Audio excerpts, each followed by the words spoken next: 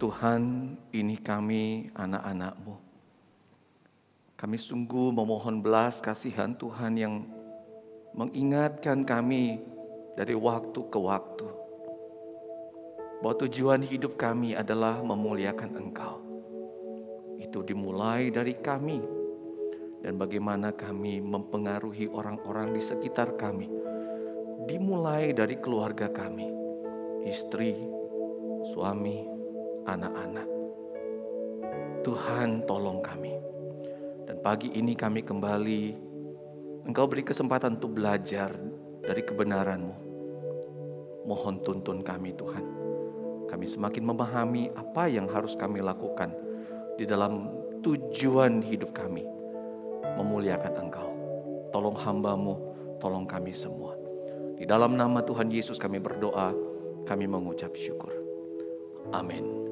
Silakan duduk Bapak Ibu Saudara. Shalom. Selamat pagi Saudara. Puji nama Tuhan. Kita sudah masuk minggu yang keempat ya di bulan keluarga ini. Sudah begitu banyak firman yang kemudian boleh Tuhan berikan kepada kita. Belajar bagaimana menjalani sebuah kehidupan di dalam keluarga yang ada. Nah, minggu yang keempat ini kita masuk lagi satu tema, Transforming Family Communication. Saya mengajak kita membuka satu bagian firman Tuhan di dalam kitab Kolose. Saya izin untuk buka masker.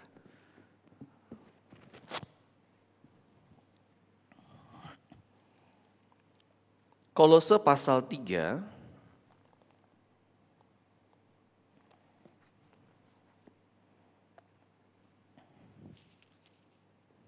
ayat 12 sampai 17.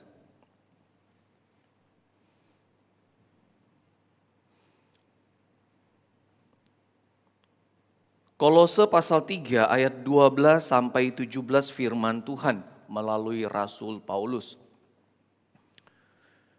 Karena itu sebagai orang-orang pilihan Allah yang dikuduskan dan dikasihinya, kenakanlah belas kasihan, kemurahan, kerendahan hati, kelemah lembutan dan kesabaran. Sabarlah kamu seorang terhadap yang lain dan ampunilah seorang akan yang lain. Apabila yang seorang menaruh dendam terhadap yang lain, sama seperti Tuhan telah mengampuni kamu, kamu perbuat jugalah demikian. Dan di atas semuanya itu kenakanlah kasih sebagai pengikat yang mempersatukan dan menyempurnakan. Hendaklah damai sejahtera Kristus memerintah dalam hatimu, karena untuk itulah kamu telah dipanggil menjadi satu tubuh, dan bersyukurlah. Hendaklah perkataan Kristus diam dengan segala kekayaannya di antara kamu, sehingga kamu dengan segala hikmat mengajar dan menegur seorang akan yang lain, dan sambil menyanyikan mazmur dan puji-pujian dan nyanyian rohani, kamu mengucap syukur kepada Allah di dalam hatimu. Dan segala sesuatu yang kamu lakukan dengan perkataan atau perbuatan, lakukanlah semuanya itu dalam nama Tuhan Yesus, sambil mengucap syukur oleh Dia kepada Allah Bapa kita. Bapak Ibu Saudara yang kasih oleh Tuhan, khotbah saya pada hari ini saya ingin mengajak kita coba mengingat, ya di awal ini saya mengajak kita mengingat dua kisah yang ada di dalam Alkitab.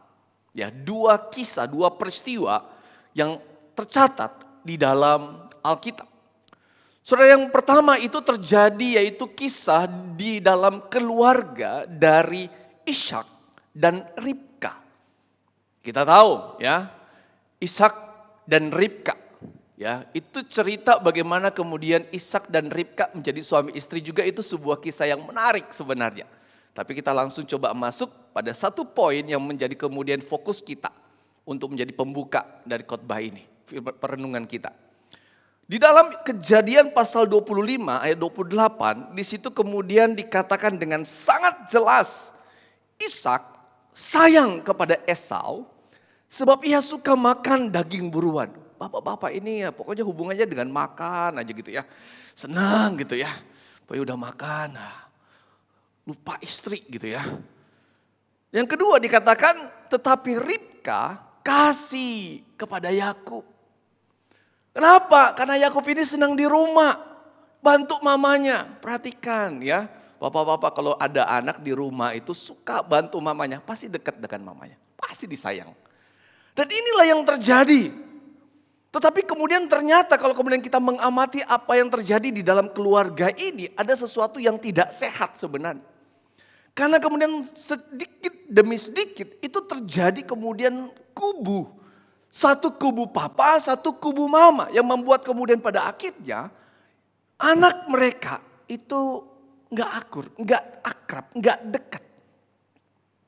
Ya, kita tahu bahwa kemudian anak mereka ini Esau dan Yakub itu adalah saudara kembar. Ya, mereka punya usia yang sama, tapi nggak akrab. Dari mana kemudian saya bisa menyimpulkan hal itu? Ketika satu waktu kemudian di mana Esau ini kan baru dikatakan tadi ya, suka berburu, pergi ke padang dan sebagainya. Lalu kemudian dikisahkan dia pulang. Dia lihat ini di rumah Yakub ya, dia belajar masak dari mamanya. Lagi masak, enak sekali. Lalu kemudian si Esau yang lagi capek. Brother ya, bro. Mintalah sedikit itu, capek nih. Tapi apa yang terjadi? Gak mau. Malah dia berkata begini, jual dulu hak kesulunganmu kepadaku. Ini Yakub perhitungan sekali. Tidak ada satu kepedulian, tidak ada satu kasih kemudian yang dia lihat terhadap kemudian kakaknya. Walaupun cuma beda beberapa waktu saja. Sampai kemudian akhirnya memang waktu itu dikatakan Esau yang jadi kakak, lalu kemudian Yakub yang jadi adik. Jual dulu hak kesulunganmu. Nah Bapak Ibu saudara kasih Tuhan, itu salah satu yang kemudian terjadi di awal-awal bagaimana kemudian mereka bertambah dewasa. Dan kemudian puncaknya kita sama-sama tahu sebuah kisah yang membuat kemudian dua bersaudara ini harus berpisah. Ketika kemudian Yakub dikatakan dengan sangat jelas di dalam Alkitab, dibantu oleh mamanya Ribka. Lalu mereka menipu Ishak. Mama sama anak menipu papa mereka sendiri. Dengan caranya, dengan begitu pintarnya, mereka kemudian datang kepada Ishak karena Ishak sudah berjanji kepada Esau, kamu pergi dulu berburu, masak masakan kesukaanku, kamu pulang saya makan, saya berkati. Didengar sama Ribka. Cepat-cepat dipanggil si Yakub. Yakub sini. Diceritakan secara singkat. Nah Yakub iya aja. Kenapa? Memang karena kemudian tidak ada sebuah hubungan yang baik. Maka kemudian terjadilah penipuan itu. Dan ketika kemudian Esau pulang, dia kemudian sudah mengolah makanannya, dia datang kepada bapaknya. Bapak ini aku datang sudah membawa. Makanlah dan berkatilah aku. Ishak kemudian bilang, siapa kamu? Lah aku ini Esau anakmu. Lalu Ishak berkata, lah tadi siapa? Secara singkat saudara di situ kemudian tahu bahwa itu Yakub yang sudah menipu. Lalu apa yang terjadi? Yang terjadi adalah Esau begitu marah. Dia meraung-raung di depan papanya. Dia kemudian menimbulkan dendam, kemarahan, kebencian saudara terhadap saudaranya sendiri. Sampai kemudian dia berikhtiar akan membunuh saudaranya itu Yakub. Ini yang terjadi Bapak Ibu. Sebuah keluarga yang dibangun dengan tidak benar. Kisah yang kedua saudara adalah kisah dari Yakub. Yang ternyata di mana kalau kita perhatikan bahwa Yakub tidak belajar dari apa yang sudah terjadi sebelumnya. Bersama dia dengan Esau dan papa mamanya, Ishak dan Ribka. Kalau kita perhatikan di dalam kemudian Kejadian pasal 37, jelas sekali dikatakan Israel atau Yakub lebih mengasihi Yusuf dari semua anaknya yang lain. Kenapa bisa demikian? Yusuf ini Bapak Ibu Saudara adalah anak yang ke-11. Jadi Yakub ini punya dua istri, Rahel dan Lea. Lalu kemudian dia juga punya dua gundik, Nah lalu kemudian setelah kemudian mereka menikah dan sebagainya, maka kemudian mulailah yang tiga, dua gundik ini dan Lea memberikan anak. Rahel ini belum. Padahal memang dari awalnya ketika kemudian dia ingin menikah, dia maunya dengan Rahel. Tetapi dalam perjalanan itu Tuhan mengizinkan di dalam kedaulatan Tuhan tentu saja. Dalam maksud Tuhan. Bagaimana kemudian sampai kemudian Yakub ini punya dua gundik dan satu istri. Lea, istri sah. Walaupun memang di awalnya dia lebih kepada Rahel ini. Nah Rahel ini masalahnya tidak memberikan anak sekian tahun. Dua gundik sudah kasih anak, Lea sudah kasih anak sampai 10 anak. Barulah kemudian Tuhan buka kandungan dari Rahel, anak yang ke-11. Wah senang sekali ya si Yakub ini, dia begitu senang. Tetapi kemudian Alkitab mencatat jadinya seperti apa. Israel atau Yakub lebih mengasihi Yusuf dari semua anaknya yang lain, yang kakak-kakak yang ada 10 itu. Saudara, hal ini kemudian mulai menimbulkan iri hati. Di dalam kemudian keluarga itu antara yang kakak-kakak melihat kepada adik mereka yang Yusuf ini. Mereka mulai timbul iri hati dan ini sepertinya dibiarkan, tidak dipedulikan oleh kemudian Yakub dan istrinya. Dibiarkan. Sampai bahkan kemudian salah satu puncaknya adalah yang membuat kakak-kakaknya ini kemudian tambah marah lagi kepada Yusuf. Ketika kemudian satu waktu di depan banyak orang, di depan kakak-kakaknya. Maka kemudian Yakub itu memberikan satu jubah yang begitu indah kepada Yusuf. Jubah yang terlihat sangat berbeda. Yang membuat kemudian 10 kakaknya itu memandang Yusuf dengan betul-betul ada iri hati, dendam, kebencian, kemarahan. Mereka tidak bisa kemudian marah kepada orang tua. Tapi mereka tumpahkan kebencian itu kepada adik mereka. Yang sebenarnya tidak tahu apa-apa. Kesalahan orang tua. Saudara, kemudian kita tahu apa yang terjadi di dalam kemudian keluarga itu. Singkat cerita, Yusuf kemudian rencananya mau dibunuh. Rencananya mau dibunuh oleh kakak-kakaknya. Yusuf mau dibunuh. Sebegitu marahnya mereka. Tetapi syukur kakak yang tertua Ruben itu masih menahan adik-adiknya. Jangan. Lalu dalam cerita dikatakan bagaimana mereka akhirnya menjual Yusuf kepada pedagang budak yang kemudian membawa Yusuf ke Mesir. Bapak Ibu Saudara yang dikasihi oleh Tuhan, Alkitab menunjukkan kepada kita ketika orang tua gagal menjadi orang tua yang baik dan benar bagi anak-anaknya. Maka anak-anak akan tumbuh menjadi pribadi yang gagal untuk hidup menurut kehendak Tuhan. Sesungguhnya saudara, kehidupan di dalam keluarga memang bukanlah sebuah kemudian kehidupan yang mudah untuk dijalani. Tidak mudah. Karena orang-orang yang terhubung sebagai keluarga juga memang adalah orang-orang berdosa. Saudara dan saya, kita adalah orang-orang berdosa. Kalau Anda adalah saat ini berstatus sebagai orang tua, maka kita adalah orang tua yang berdosa, yang sedang berjuang untuk hidup taat di dalam kehendak Tuhan. Lalu kemudian anak-anak yang lahir di dalam keluarga kita, mereka pun lahir sebagai orang berdosa dengan kecenderungan yang sama dengan semua orang, yaitu berbuat dosa. Karena itu saudara, memang betapa sulitnya untuk membawa sebuah keluarga menuju pada kehidupan yang memperkenankan hati Tuhan. Tapi saudara, sungguh kita perlu menyadari betapa pentingnya hal ini. Keluarga yang tidak sungguh-sungguh memahami apa yang harus dilakukan untuk hidup menurut kehendak Tuhan, maka sesungguhnya keluarga itu sedang menuju pada kehancuran. Bisa menuju pada perceraian, bisa membawa anak hidup dalam kejahatan. Sebegitu jahat hatinya sampai dia mungkin jadi tidak mau sekolah, hidup dalam narkoba, hidup kemudian di dalam free sex.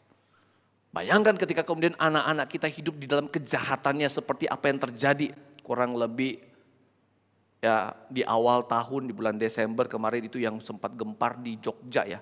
Anak-anak sekolah SMP begitu SMA lalu kemudian mengadakan kelitih. Kejahatan sampai seperti itu. Betapa kemudian itu sesuatu yang sebenarnya mengerikan. Tetapi inilah yang akan bisa terjadi kalau kita tidak sungguh-sungguh berusaha membawa keluarga kita hidup menurut yang Tuhan inginkan. Dan saya percaya inilah seharusnya yang kemudian menjadi perhatian kita sebagai keluarga, sebagai orang tua. Nah, pagi ini saya mengajak Bapak Ibu Saudara untuk melihat setidaknya ada 2 bagian besar yang akan kemudian coba saya bawakan untuk sama-sama kita pelajari, kita pahami. Saudara, yang pertama itu bicara tentang orang yang dikuduskan oleh Kristus. Saudara, kunci yang pertama adalah kemudian membawa keluarga kita untuk kemudian hidup menurut Tuhan adalah dikuduskan. Dikuduskan. Di dalam Kolose pasal 2 ayat yang ke-6, mari kita melihat Bapak Ibu Saudara. Kolose pasal 2 ayat yang ke-6 dikatakan kamu telah menerima Kristus Yesus Tuhan kita. Karena itu hendaklah hidupmu tetap di dalam Dia. Saudara, di sini jelas sekali kemudian kalau boleh saya katakan bahwa kalau kita ingin berjalan pada jalan kebenaran Tuhan, kita ingin hidup seperti yang Tuhan inginkan, maka kunci pertama dasar dari segala sesuatu itu adalah kemudian kita sudah menerima Kristus di dalam hidup ini. Menerima artinya kemudian kita percaya pada Yesus Kristus sebagai Tuhan dan Juru Selamat. Percaya bahwa Tuhan kita Yesus Kristus adalah Tuhan yang sudah mati memang, tetapi kemudian yang juga bangkit dari antara orang mati. Percaya kepada Yesus artinya kemudian di mana kita kemudian melihat karya keselamatan itu yang membawa kita di dalam hati dan pikiran saya bertobat dari dosa-dosa saya. Kita dilahir barukan. Kita yang dulunya suka terus dan hanya terfokus pada berbuat dosa karena memang itu kecenderungan. Tetapi ketika kita menerima Yesus Kristus sebagai Tuhan dan Juru Selamat, maka kemudian hidup kita berbalik. Kita meninggalkan hidup yang lama dan menuju pada kehidupan yang baru. Hidup di mana hati pikiran kita sudah kemudian dikuasai oleh Tuhan. Kita menjadi anak-anak Tuhan. Kita yang berusaha berkomitmen untuk kemudian menyerahkan seluruh hidup ini kepada Tuhan. Tuhan berkuasa atas hidup ini, hati dan pikiran ini. Bapak Ibu Saudara kasih Tuhan, ini adalah yang terpenting di dalam kehidupan kita. Pasti kita pernah mendengar kemudian sebuah slogan ya. Ya kalau salah masak nasi, masak ya. Ya itu cuma sehari, jadi bubur gitu ya, masih bisa diganti. Kalau salah gunting rambut ya sebulan bisa diperbaiki, setelah itu udah panjang lagi bisa diperbaiki lagi. Ya penyesalannya paling ya sebulan gitu ya. Kalau nggak naik kelas penyesalannya itu setahun lah, ya kan. Kalau tanda kutip ya ini bisa diperdebatkan, salah pilih pasangan, waduh ini lebih panjang lagi ya penyesalannya. Tuh ya. Tapi percaya di dalam Tuhan, ya kita percaya Tuhan berdaulat atas pasangan kita. Tapi kalau kita salah pilih juru selamat, itu ngomong kekekalan Bapak Ibu Saudara.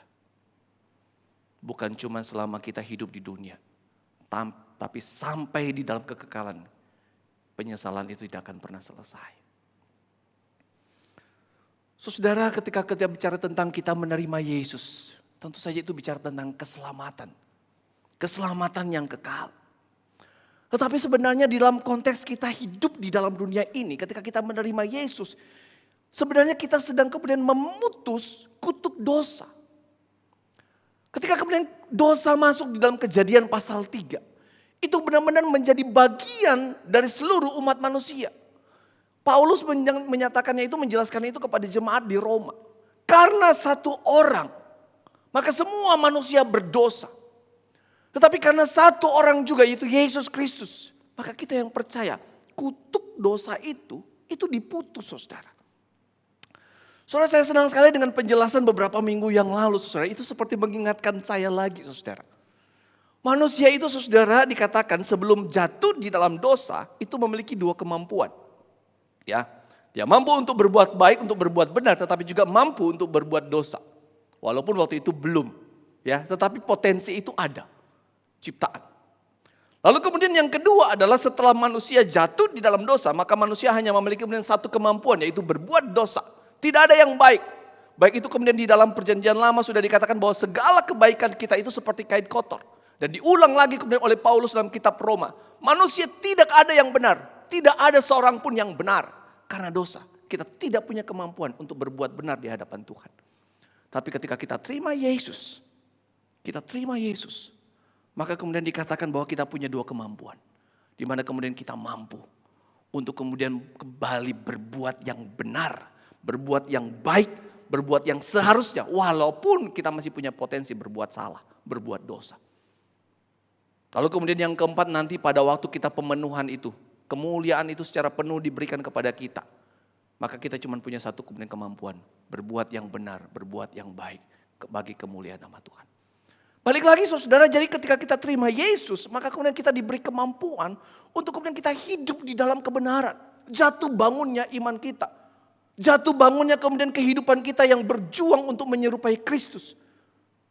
Kita diberi kemampuan itu. Inilah pentingnya saudara kenapa Yesus harus ada di dalam kehidupan kita. Kenapa kita perlu dikuduskan oleh Tuhan. Bapak Ibu Saudara yang kasih Tuhan, kalau kita tidak melakukan hal ini, kita akan terus dan terus hanya hidup di dalam dosa. Karena itu tidak heran banyak orang tua yang mungkin memang belum terima Kristus secara pribadi. Mengatakan dirinya seorang Kristen, tetapi dia belum percaya. Maka dia terus hidup di dalam kejahatan. Menjadi seorang yang pemarah, memaki-maki kemudian keluarganya.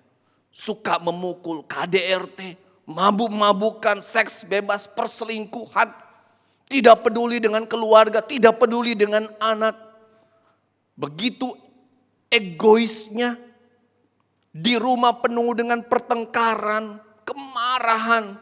Dan pada akhirnya bisa kemudian berujung pada perceraian demi ego, demi keinginan. Tidak heran kemudian anak terlantar. Anak mewarisi kejahatan orang tuanya. Dan pada akhirnya terus hidup di dalam kejahatan. Tetapi saudara, ketika kita memiliki Kristus dan kita dimiliki oleh Kristus, maka kita akan diberi kemampuan untuk hidup menurut kehendak Tuhan. Hati dan pikiran kita sedikit demi sedikit dibaharui. Kembali gambar dan rupa Allah itu sedikit-sedikit.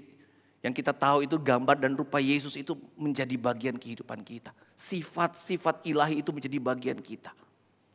Tuhan yang berdiam di dalam hati kita itu kemudian maka membawa kita kecenderungan kita sedikit demi sedikit, setahap demi setahap. Terus kita mau belajar, maka itu semakin kemudian hidup hanya untuk menyenangkan hati Tuhan. Kita diberi kemampuan untuk menjalani proses menjadi orang tua yang baik, orang tua yang benar, orang tua yang mau hidup memperkenankan hati Tuhan. Saudara, jangan pernah lewatkan kesempatan kita menerima Yesus sebagai Tuhan dan Juru Selamat. Dia penyelamat kita, baik di dunia maupun dalam hidup yang kekal. Saudara, permisi tanya. Berapa sering kita di rumah, berapa sering kita di rumah membicarakan tentang Tuhan Yesus. Baik suami istri, orang tua anak. Seberapa sering Tuhan menjadi selalu menjadi pokok dalam masalah ini, kita kemudian hubungkan dengan Tuhan. Dalam pergumulan ini kita kemudian diingatkan tentang Tuhan. Di dalam kesalahan kita kemudian diingatkan tentang Tuhan. Seberapa sering Tuhan itu dibicarakan di dalam rumah kita. Saudara, saya terus berjuang untuk hal ini. Satu waktu masih di Pontianak, saya mengajar anak saya untuk belajar melayani. Dia sudah SMP waktu itu. Waktu itu sudah pandemi, kami harus rekaman. Kami melihat anak kami bisa ya, kalau yang namanya drum gitu ya, ketok-ketok ya. Tahu ketukan gitu ya, konsisten dan sebagainya. Waktu itu kami mau ada rekaman buat, kalau saya nggak salah Sabtu Ceria apa sekolah minggu begitu. Jadi saya jadi MC ya, Bu Putu yang main gitar. Nah anak saya itu saya minta supaya main itu ya ketok sesuatu sebuah papan begitu. Waktu itu cuma pakai papan, pakai stick sumpit ya seperti itu. Tapi dia nggak mau, anak saya nggak mau. Waktu itu saya tahu saya ya ini namanya orang tua, saya salah, saya langsung marah. Kamu nih ya. Marahin, mau ajak pelayanan gak mau. Wah saya marah-marahin anak saya. Tapi saya bersyukur Tuhan kemudian berbicara dalam hati saya. Enggak begitu Bill caranya. Saudara saya kemudian menenangkan hati, saya diam. Saya bilang sama mamanya, udah saya mau ngomong dulu sama dia. Maka di situ kemudian terjadi pembicaraan ya, laki-laki dengan laki-laki. Saya ngomong, saya komunikasikan. Saya cerita lagi siapa itu Tuhan. Saya ingat sekali momen itu. Saya bilang, saya cerita siapa itu Tuhan dan siapa kita. Saya sedang lagi PI anak saya. Tapi saya nggak tantang dia untuk terima Yesus. Karena saya tahu anak saya sudah pernah terima Yesus, saya udah pernah injili. Saya cuma kembali mengingatkan kepada dia tentang Tuhan. Lalu kemudian saya ingatkan, lalu apa bagian kita untuk kemudian berterima kasih pada Tuhan. Hanya itu yang saya bicarakan dengan anak saya. Setelah itu kami nggak jadi rekaman karena kan sudah emosinya udah nggak enak ya. Lalu kemudian saya bilang sama dia, udah kamu tidur aja, kamu istirahat. Ya, saya bilang udah kamu ke kamar, kamu mau ngapain terserah, mau istirahat silahkan. Lalu kemudian sudah sorenya udah mau malam, maka kemudian yuk saya sama Bu Putu, yuk udahlah kita rekaman karena udah lebih oke, lebih tenang. Kita kembali persiapan untuk rekaman. Udah siap-siap. Ya, udah depan kamera, depan handphone gitu ya. Tiba-tiba anak saya keluar dari kamar. Terus dia ngomong, David bagiannya apa? Anak saya David ya. David bagiannya apa? Oh kaget, kami berdua kaget. Oh langsung cepet. Jadi seakan-akan udah nggak usah ingetin yang tadi siang, kita langsung fokus pada pelayanan. Dan saudara sampai saat ini anak saya terus mau memberi diri untuk melayani. Tanpa ada sesuatu yang membuat dia harus saya paksa-paksa dan sebagainya. No. Dan saya sungguh bersyukur. Sampai sekarang saya selalu balikin kepada dia. Ya terserah kamu. Kalau kamu bisa ya bagus. Kalau memang gak bisa karena kesibukan dan sebagainya. Oke.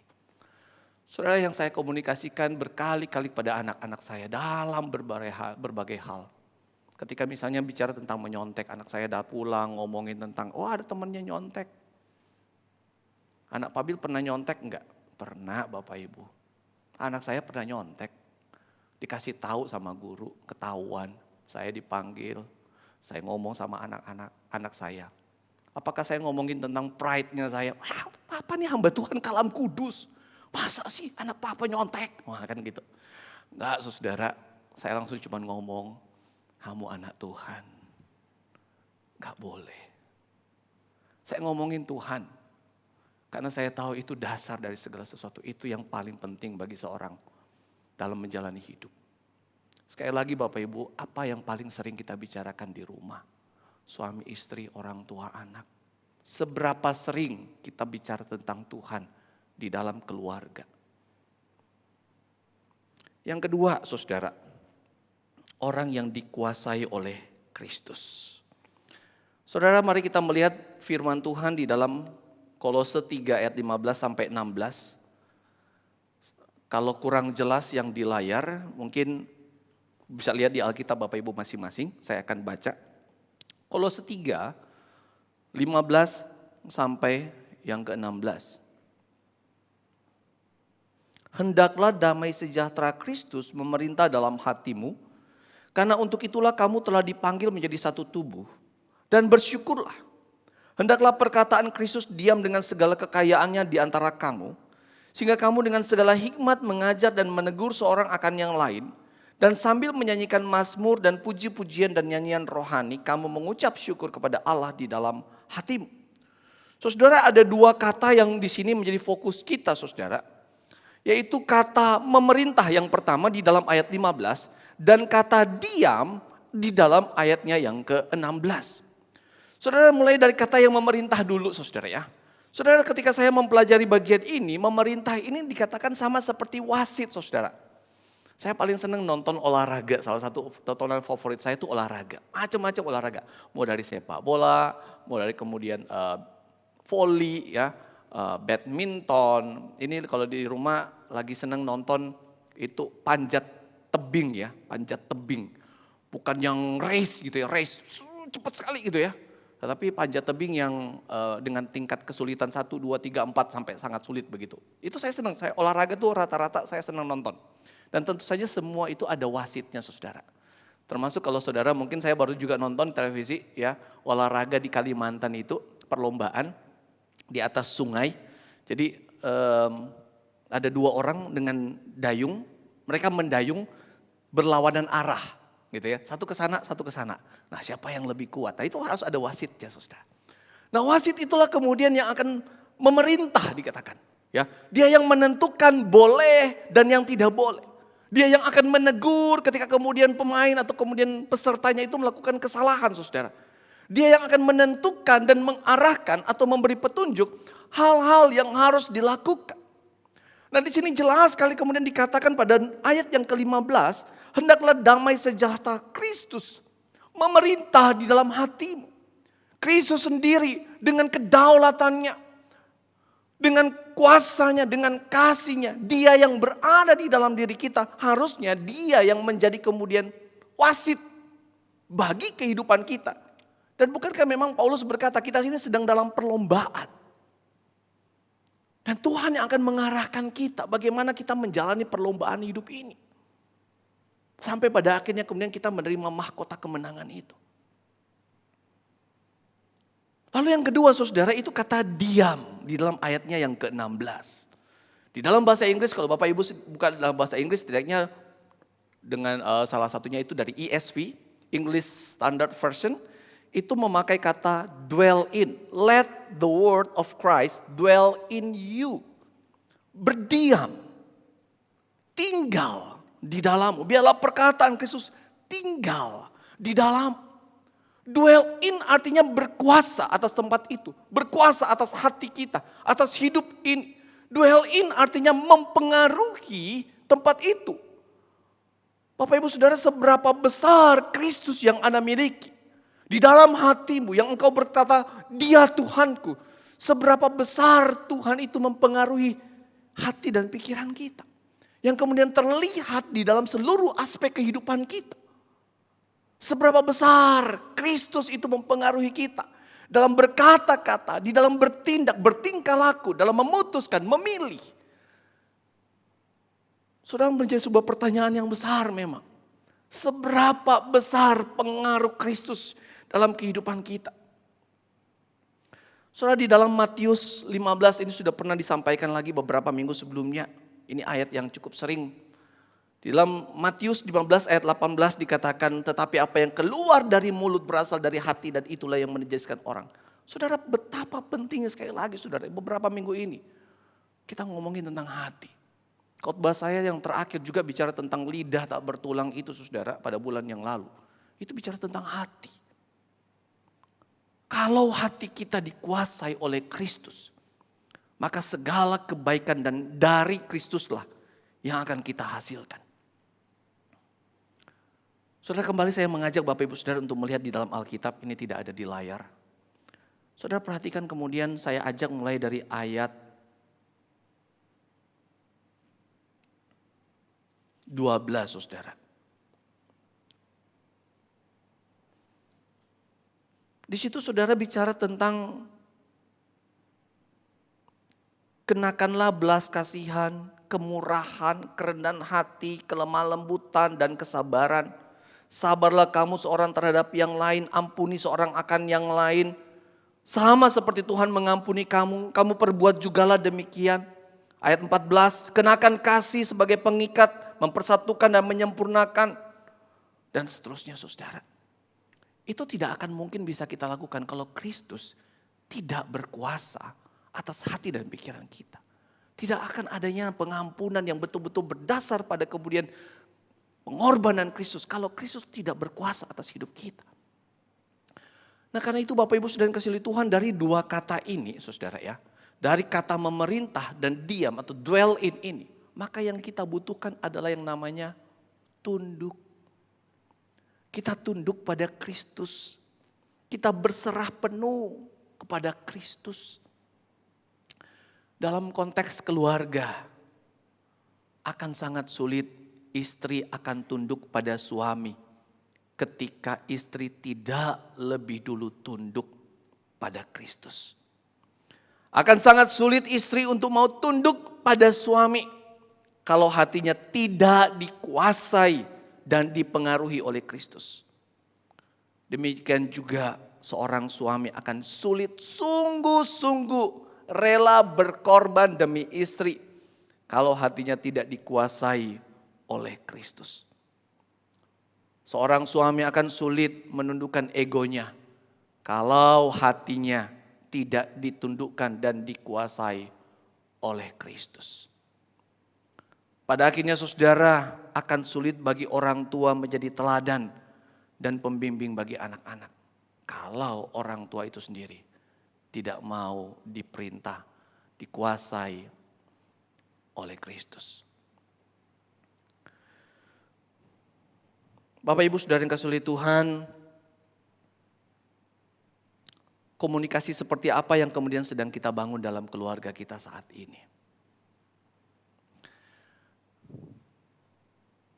Ketika kita di dalam rumah, adakah kita merasa nyaman, aman? Saya ingat dulu waktu saya masih kecil ya, SD lah. Papa saya pemarah. Ketika kita tahu bahwa papa itu masih sedang dalam kondisi marah-marah. Ketika dia pulang, kita dengar bunyi mobilnya, dia pulang, tutup pintu. Kami semua anak-anak ngacir, lari, takut. Tinggal mami yang harus menghadapi dan yang melayani. Kami semua lari. Saudara bayangkan rumah yang seperti itu, bukan? Tapi tentu saja tidak selalu, karena kami terus belajar. Papa saya terus belajar, mami saya belajar, kami anak-anak pun terus belajar, bertambah dewasa.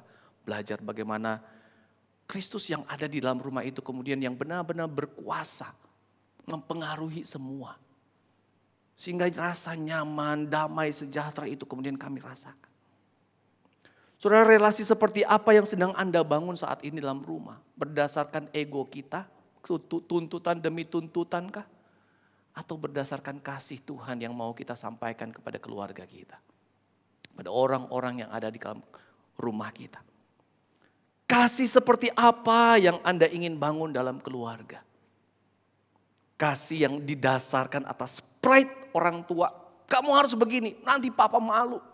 Ataukah kasih lakukan demi Yesus yang sudah menebusmu. Kiranya Tuhan Yesus selalu ada dalam pikiran dan hati kita. Dia selalu menjadi pusat dalam keluarga kita. Ketika kita bersuka cita, Yesus menjadi pusat sukacita. Ketika kita dalam pergumulan, Yesus menjadi pusat sandaran hidup ini. Mari kita berdoa.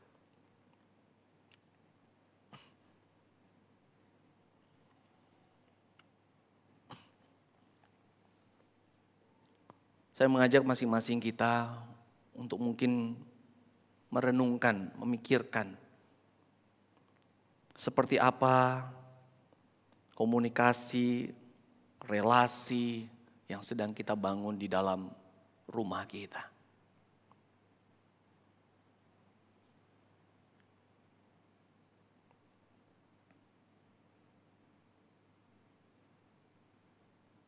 Sudahkah seluruh anggota keluarga kita memiliki Yesus dan dimiliki oleh Yesus? Seberapa sering kita membicarakan Tuhan di tengah-tengah keluarga kita. Pagi ini kalau Roh Kudus menyentuh hati dan pikiran kita dan mengingatkan, masih banyak PR yang harus kita kerjakan di rumah. Mari kita merendahkan diri, minta belas kasihan Tuhan. Minta belas kasihan Tuhan.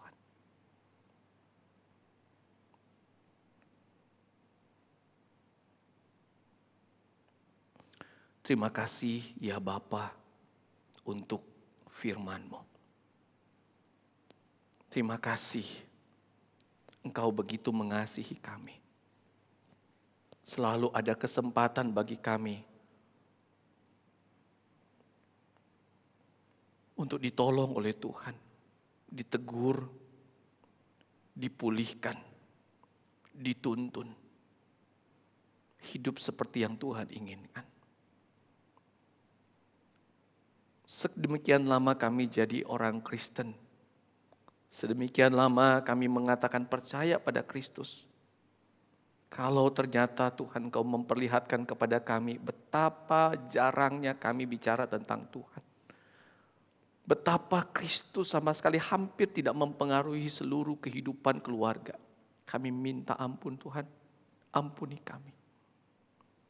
Tapi biarlah di dalam tuntunan-Mu Tuhan kami, mulai hari ini, di momen bulan keluarga ini, banyak kami sungguh dipulihkan.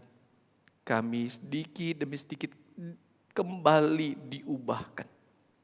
Kami tahu apa yang harus kami lakukan. Baik sebagai suami, baik sebagai istri, sebagai orang tua, sebagai anak. Tolong kami Bapa, kami mohon belas kasihan-Mu. Di dalam nama Tuhan Yesus kami berdoa, kami mengucap syukur. Amin.